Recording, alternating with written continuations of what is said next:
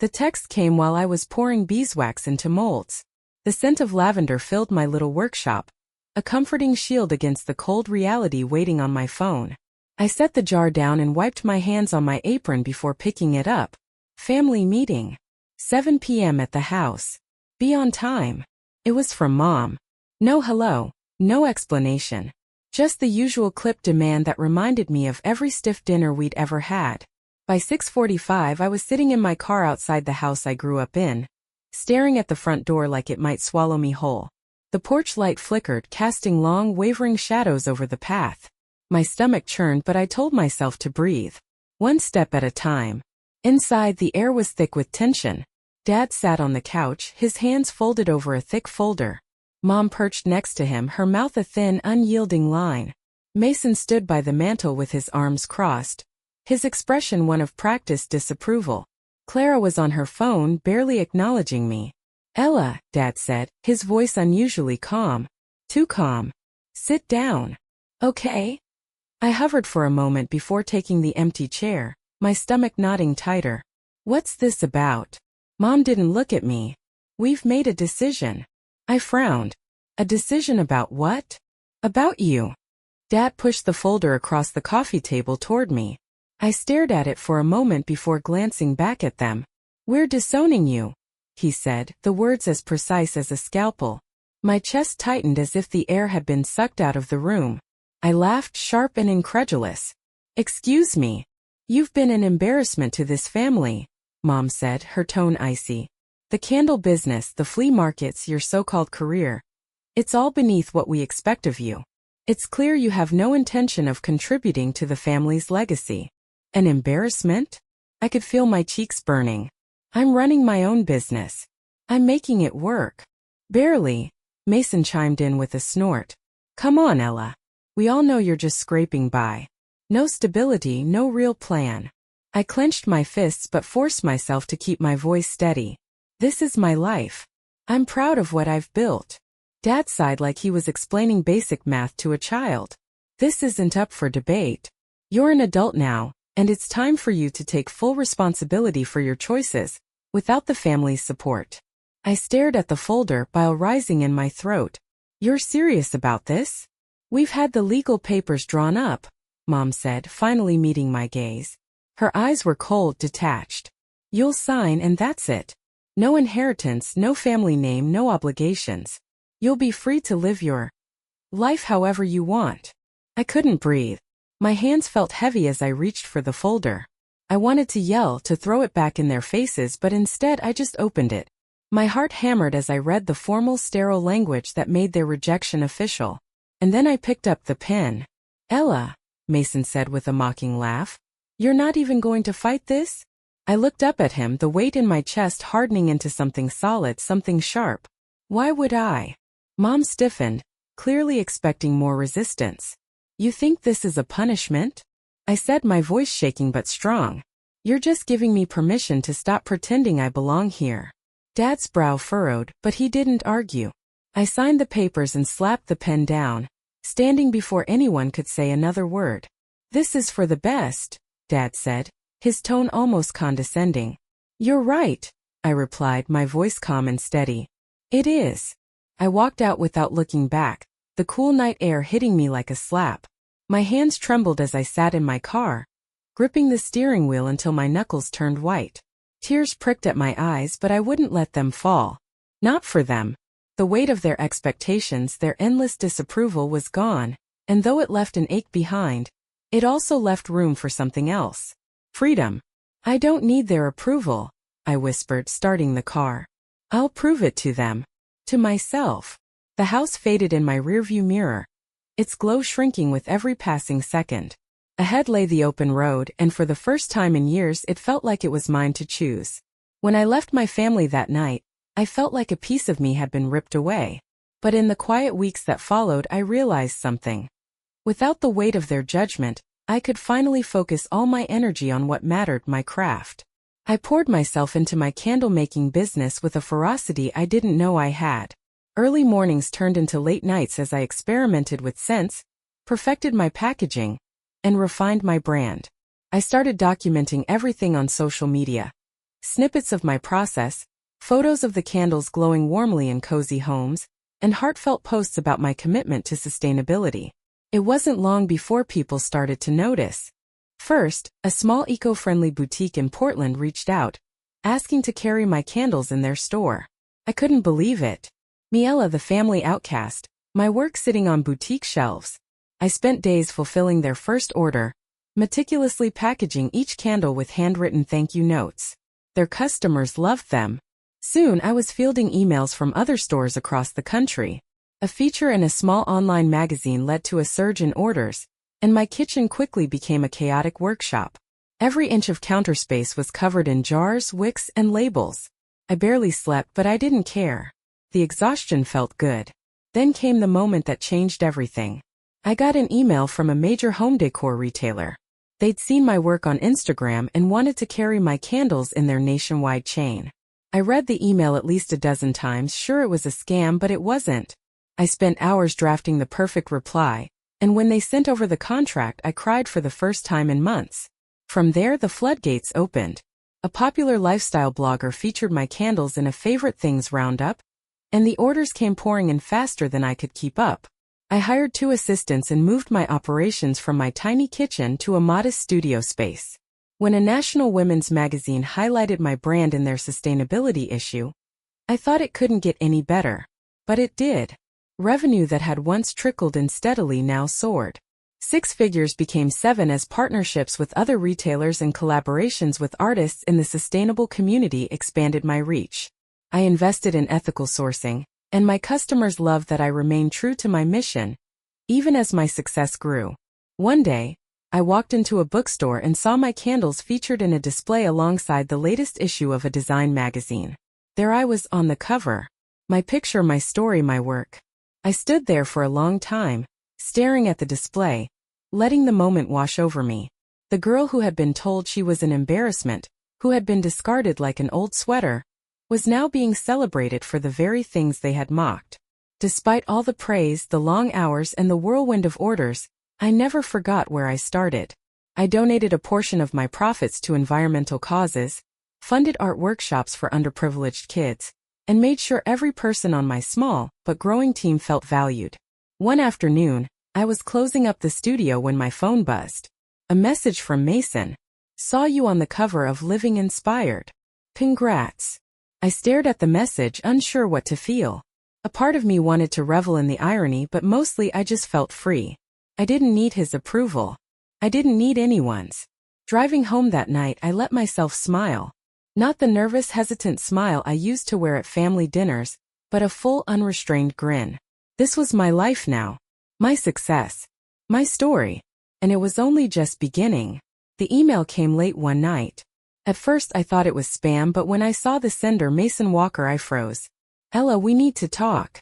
It's about the dealership. Please call me when you get this. I leaned back in my chair, staring at the screen. The dealership was the pride and joy of my parents and Mason. A family-run luxury car business that symbolized everything I was not. Traditional, flashy, status-obsessed. For years it had been their golden child, much like Mason himself. Why were they reaching out now? The answer came a week later when Mason called directly.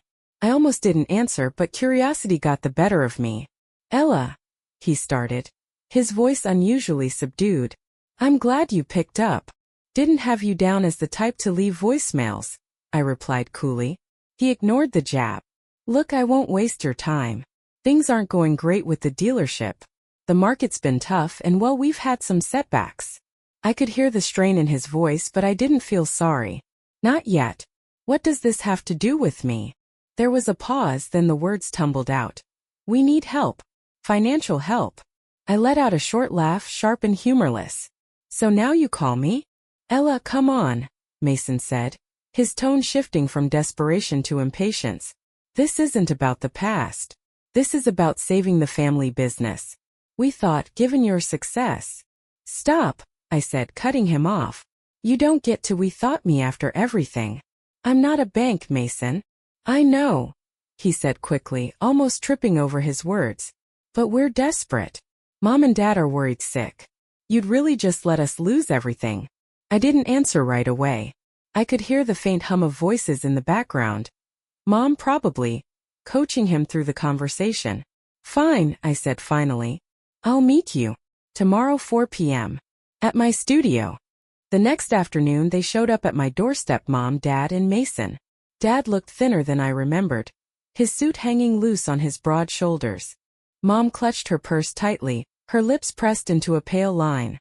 Mason, ever the salesman, gave me a strained smile like we were old friends. Welcome to my studio, I said, gesturing for them to enter. They stepped inside, their eyes scanning the bright, open space. Shelves lined the walls filled with candles in every color and scent, each meticulously arranged. A photo of me on the cover of Living Inspired sat prominently on my desk. Mom broke the silence first. You've done well for yourself, Ella. Thanks, I replied, my tone neutral.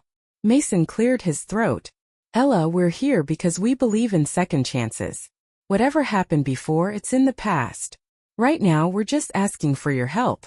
I folded my arms. And what exactly are you asking for? Dad finally spoke. An investment. To help keep the dealership afloat. With your success, you must have the resources to bail you out? I interrupted. Dad's face hardened, but he didn't argue. I see, I said, leaning against the work table. And tell me, did my so-called embarrassing little candle business suddenly become respectable because it's useful to you? Mom flinched and Mason held up his hands. That's not fair, Ella. We were wrong, okay? But we're family. Were we family when you disowned me? I shot back, my voice rising. When you decided I wasn't good enough to carry the Walker name. When you laughed at my dreams. No one answered. The silence felt heavy and satisfying all at once. Look, Mason said finally, his tone softening. You've proven yourself. You're successful. He gestured vaguely at the studio. This. I let the word hang in the air. This, I repeated, is mine. I built it without you. And I don't owe you anything. Mom reached for my hand, her voice trembling. Ella, we're not asking for a handout. Just a loan. You don't have to do it for us. Do it for the family legacy. I pulled my hand away. Legacy? You mean the one I was cut out of? Ella, please, Dad said, his voice cracking. We made mistakes. We need help. I let the silence stretch as I studied their faces. It was surreal, watching the people who had rejected me now groveling for my support. I'll think about it, I said finally. But I'll do it on my terms. Not yours. Mason's face brightened. That's all we're asking for. No, I said sharply. What you're asking for is for me to save you. What I'm offering is a chance to see if you're worth saving. Their relief turned back to unease, but I didn't care. They weren't in control anymore. When they left, I stood at the window watching them climb into their car. I didn't feel triumphant, but I didn't feel pity either. I was no longer the girl who craved their approval. They had to face the same truth I had learned years ago. Success, respect, and redemption aren't given, they're earned. And they had a long way to go. I waited for them in the conference room I'd rented in the city, neutral ground, a space that wasn't theirs or mine. The room was clean and professional, a large oak table surrounded by sleek chairs, with a view of the skyline stretching beyond the floor-to-ceiling windows. When they walked in, I didn't stand to greet them. I stayed seated, arms crossed, as they shuffled in like scolded children. Dad looked wary, Mason carried his usual forced confidence, and Mom had her familiar expression of quiet judgment, though there was something softer around the edges now. Thank you for coming, I said, keeping my tone neutral. Let's get right to it. Mason started to speak, but I held up a hand. No interruptions. You're here to listen first. He clamped his mouth shut, and I opened the folder in front of me, sliding a stack of papers across the table. What's this? Dad asked, frowning as he flipped through the documents. My terms, I said simply. If I'm going to help you, it will be under my conditions. Non-negotiable. Mason gave a dry laugh. Terms? Ella, this isn't a business deal. Yes, it is, I interrupted, leveling him with a sharp look. Your business is failing, and I'm the investor you came to for help. So yes, Mason, this is exactly a business deal. Dad's eyes scanned the papers, his brow furrowing. You want to be CEO? Yes, I said firmly. Effective immediately. The dealership will be restructured, with an emphasis on sustainability and transparency. I'll modernize your operations, expand into eco-friendly vehicle options, and rebrand the business entirely. Mom gasped. Rebrand? That dealership has carried the Walker name for decades. And it's failing, I shot back. The Walker name isn't what it used to be. You've been relying on old money and outdated models while the market moved on without you. That's why you're here, isn't it? Because everything you built is crumbling. They exchanged uneasy glances but didn't argue. Those are the conditions for my involvement, I continued. And before you say anything, I want to be clear. This isn't about revenge. It's about making sure this is worth my time and investment. I'm not here to save you out of sentiment. This is a business decision. The room was silent for a long moment. Then Dad cleared his throat. Ella, we've made mistakes, he said, his voice stiff but sincere. But this is a lot to ask. Is it? I said, leaning forward. You disowned me, remember? Told me I was an embarrassment, that I'd never amount to anything. And now you want my help, my money, my influence. I paused, letting the weight of my words sink in. If you want my support, you'll have to earn it. That starts with admitting the damage you caused. Mom's face crumpled, and for the first time she looked fragile. We were wrong, Ella. About everything. Your father and I. We thought we were protecting the family, but all we did was hurt you.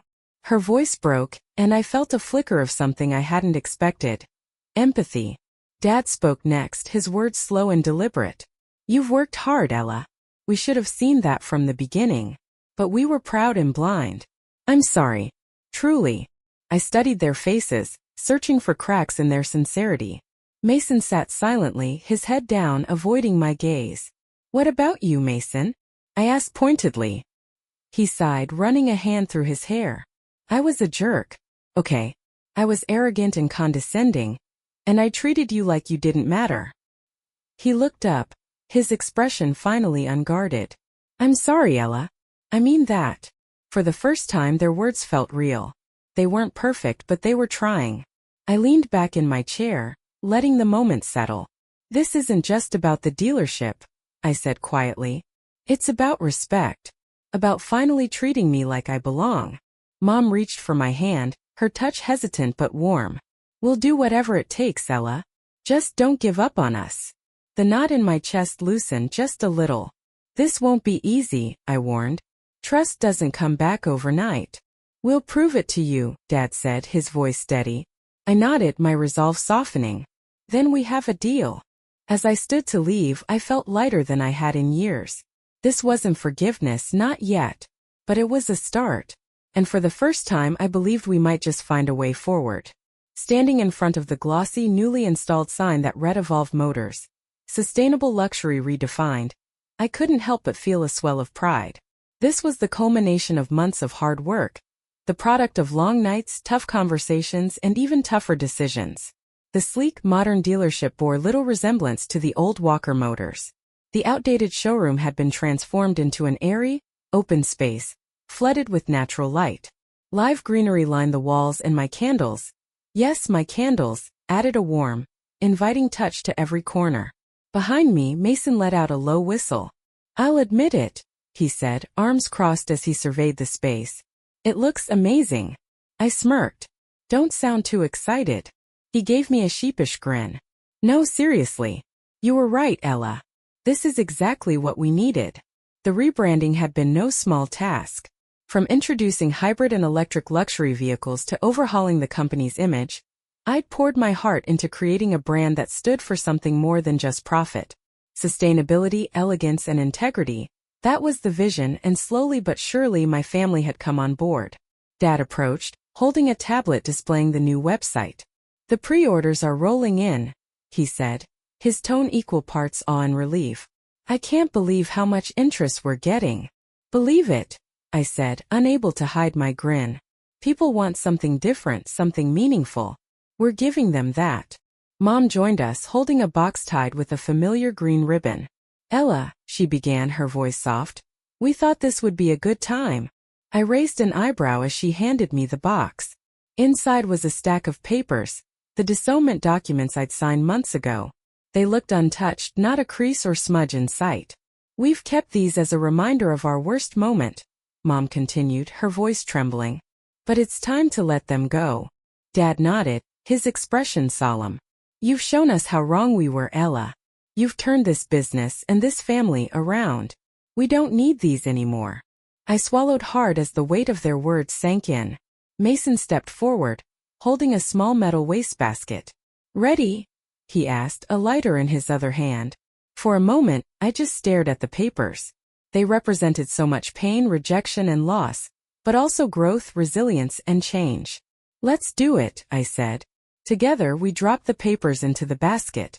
Mason struck the lighter, and the small flame caught the corner of the stack, curling the edges as it consumed the words that had once severed me from my family. As the last of the ash smoldered, Mom reached for my hand. "You've led us to something better, Ella. You've taught us what family really means." Tears stung my eyes, but I blinked them away. "We did this together," I said, squeezing her hand. "This is our fresh start." The days that followed were a blur of grand opening events and media buzz. Journalists were eager to write about Evolve Motors, and customers flocked to see the new showroom. Sales exceeded every projection, and with every success, I saw my family embracing the vision they once dismissed. Mom began managing community outreach programs, partnering with local organizations to promote sustainability. Dad threw himself into mentoring the next generation of employees, his gruff exterior softening with every passing day. Even Mason surprised me, stepping into his new role with genuine enthusiasm and treating me like an equal for the first time. On opening night, we stood together in the center of the bustling showroom, surrounded by excited customers and supportive colleagues. I looked at the faces of the people who had once turned their backs on me, now glowing with pride and determination. "This feels good," Mason said, clinking his glass of champagne against mine. "It feels right." I nodded. "It does." For the first time in years, I believed him. As the evening wound down, I walked out onto the balcony, looking out over the city lights. Mom joined me, her hands tucked into her coat. "You've done something extraordinary here," she said, her voice quiet. "So have you," I replied, turning to meet her gaze. She hesitated before speaking again. "I know we can't erase the past, but I hope you know how proud we are of you, Ella. Not just for the business, but for who you've become." I smiled, the knot in my chest loosening a little more. "Thank you. That means a lot." In that moment, the past felt lighter, the future brighter. Together, we were building something new. Not just a business, but a family that could finally stand united, stronger for the storms we'd weathered. And I couldn't wait to see what came next. The soft glow of the chandelier reflected off the sculpture in the center of the showroom, catching the attention of everyone gathered for the grand launch. Made of smooth, undulating glass, it shimmered with hints of silver and gold, like sunlight breaking through a storm. At its heart was something unexpected. A swirl of ash encased within the glass, forever preserved as a part of its beauty.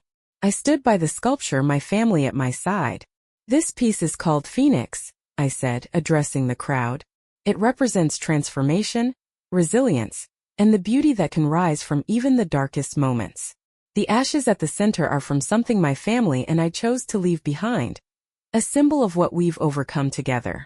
The room erupted in applause, and for a moment, I was overwhelmed by the weight of the journey that had led us here.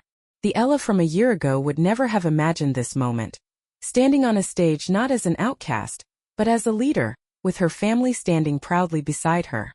Mom slipped her arm through mine as the applause quieted. "It's breathtaking," she whispered. "You've outdone yourself." "Thanks, Mom," I said, squeezing her hand. Dad cleared his throat, stepping closer. "You know, Ella, I never understood your art before," he admitted, his voice gruff but soft. "But this speaks to me. It's like it's telling our story." "It is," I said simply. Mason chimed in, clinking his champagne glass against mine. "You know, if this CEO thing doesn't work out, you've got a backup career in sculpture." I rolled my eyes, but I couldn't help laughing. "Thanks for the vote of confidence, Mason." The rest of the night was a blur of smiles, handshakes, and congratulatory speeches. Customers marveled at the new electric luxury models on display, while others lingered by the sculpture, reading the small plaque that explained its meaning. As the event wound down, I found myself standing with my family near the sculpture. The crowd had thinned, leaving us in a quiet bubble of shared reflection. Ella, Mom said, her voice trembling slightly, I don't think we've ever thanked you properly. Not just for saving the business, but for giving us another chance to be a family. Her words hit me harder than I expected, and I blinked back tears. It wasn't just me, I said. We all had to put in the work. And look what we've built together. Dad stepped forward, his expression uncharacteristically soft. You've made us better, Ella. Better people, better partners, better parents. Mason smirked. And maybe even better siblings. Though that's debatable. Don't push it, I teased, nudging him with my elbow. For a moment we stood there, just the four of us. A family reshaped by trial and triumph. The old wounds weren't entirely gone, but they had faded, replaced by something far stronger. Trust, respect, and love. As I looked at their faces, I realized this was the family I'd always wanted. Not perfect, but real. I reached out, wrapping my arms around them in a tight embrace. We did it, I said, my voice thick with emotion. We really did. As we stood there, framed by the sculpture that symbolized our journey, I felt an overwhelming sense of peace. The past had been painful, but it had shaped us, forged us into something unbreakable. And as the lights dimmed and the showroom doors closed for the night, I knew this wasn't just the beginning of a new chapter for our business. It was the beginning of a new chapter for us. A family reborn.